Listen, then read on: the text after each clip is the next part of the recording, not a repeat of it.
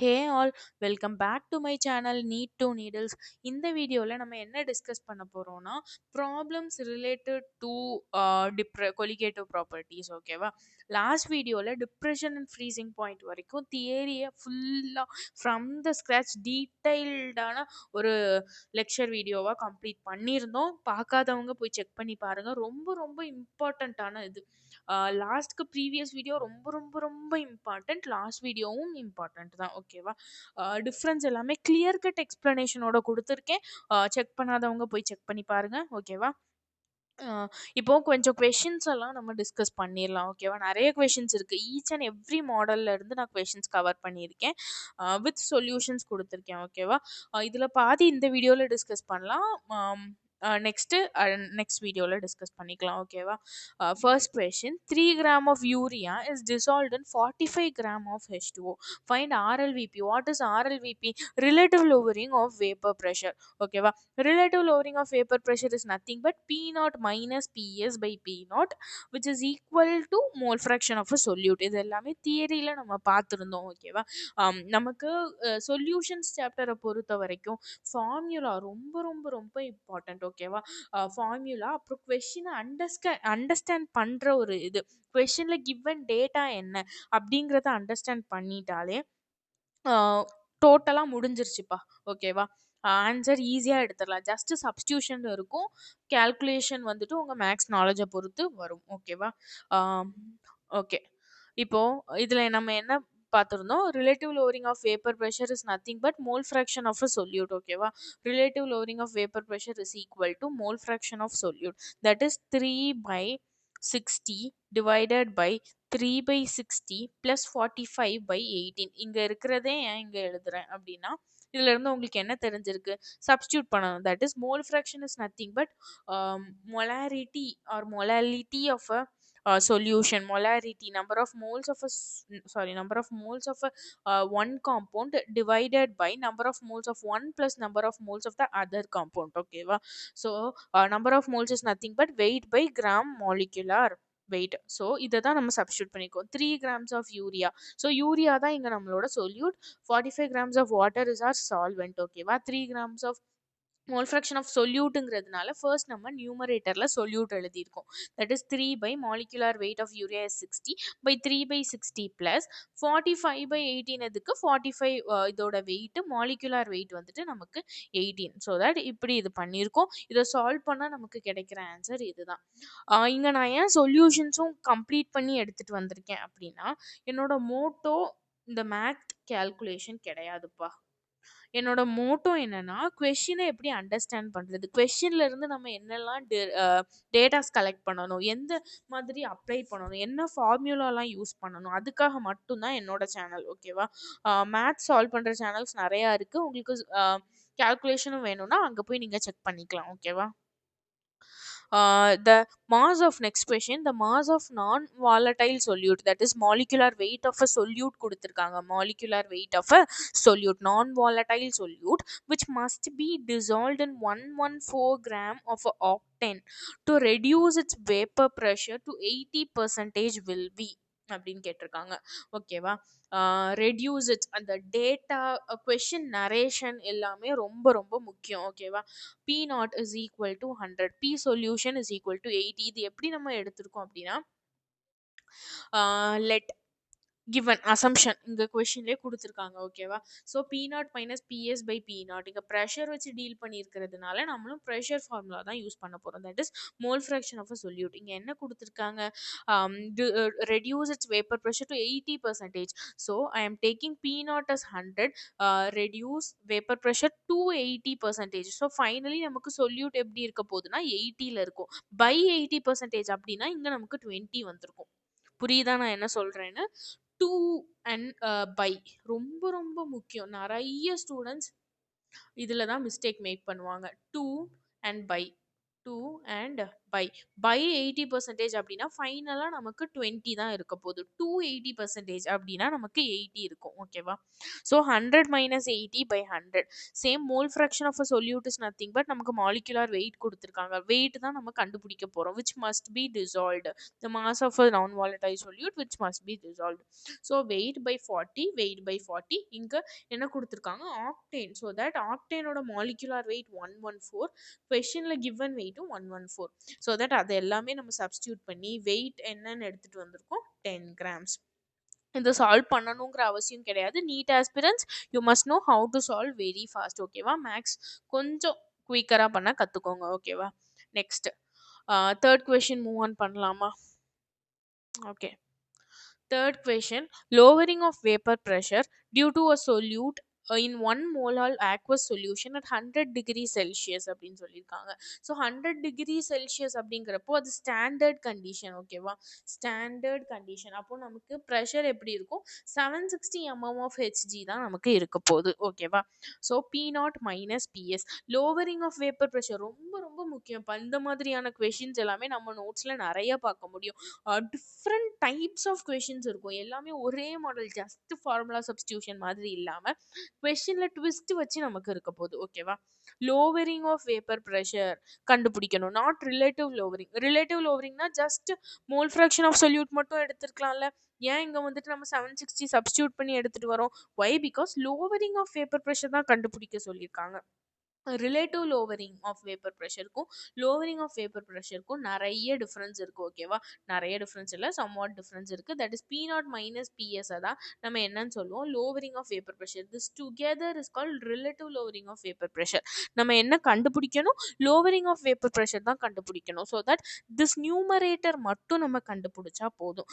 அதனால தான் 100 degree Celsius இந்த மாதிரி தான்ப்பா கொஷின்லேருந்து டேட்டாஸை கலெக்ட் பண்ணணும். 100 டிகிரி செல்சியஸ் அப்படிங்கிறது நம்மளோட ஸ்டாண்டர்ட் கண்டிஷன். ஸ்டாண்டர்ட் கண்டிஷனில் நமக்கு ப்ரெஷர் எந்த மாதிரி இருக்கும்? 760 mm ஆஃப் Hg இருக்க போகுது.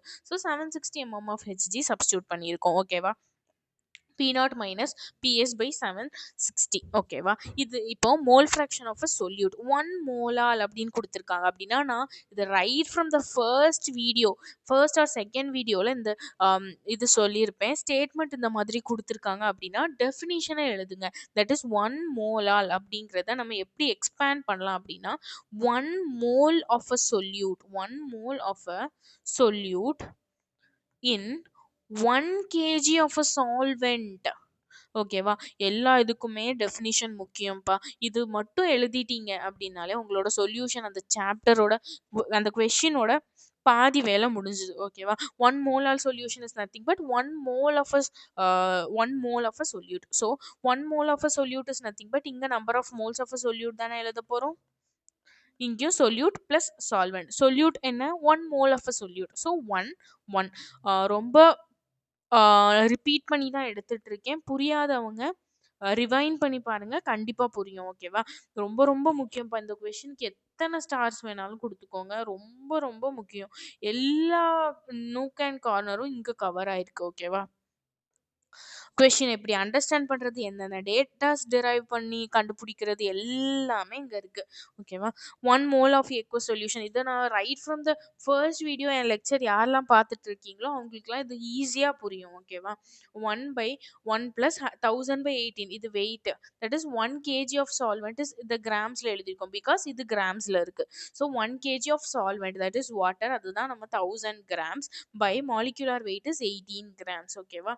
ஸோ இதை சால்வ் பண்ணி எடுத்துகிட்டு வந்தோம்னா நமக்கு P0 மைனஸ் PS கிடைக்கும். அகெயின் இதை வந்துட்டு நான் 76 P0 எனக்கு 716 தெரியும். ஸோ தட் PS இப்படி எடுத்துகிட்டு போயிட்டு 760 மைனஸ் 760 1 by 55.55 இப்படி யாரும் எழுத வேண்டாம்.